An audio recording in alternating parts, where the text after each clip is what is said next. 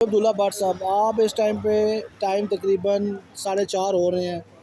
ना यहाँ पर कोई क़यादत है पीटीआई की, ना कोई वर्कर है, सिर्फ आप ही हमें यहाँ पे नज़र आ रहे हैं। क्या वजह है, क्या जुनून है जो आप इस टाइम पे इतने सख्त मुआसरे में, और पुलिस का पहरा? सुनने में आया कि गिरफ्तारियाँ भी हुई हैं।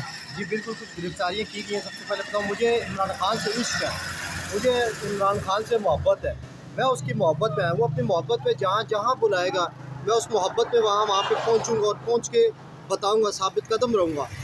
मुझे खान साहब की जो सेहत के बारे में इतनी तफ्शीश बताई जा रही है और यहाँ पे क़यादत जो अपने नाम के साथ सीनियर रहनुमा लिखाती है, वो क़यादत आज कहाँ पे है? मेरी यहाँ से दूरी 250 मीटर पे दूरी पे अडयाला जेल DHA गेट है।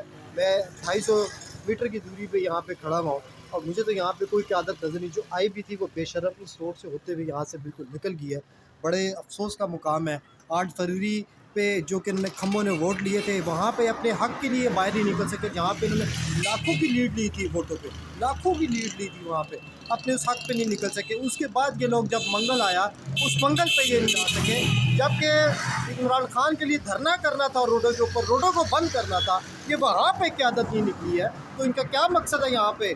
ये क्यों यहाँ पे इन्होंने अपने नामों के साथ सीनियर रहनुमा लिखा हुआ है? क्यों इन्होंने अपने नामों के साथ MNA लिखा हुआ है? क्यों इन्होंने अपने नामों के साथ MPA लिखा हुआ है?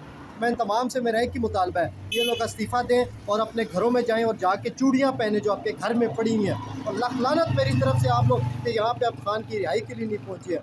आप एक बुज़दिल तरीन इंसान हैं।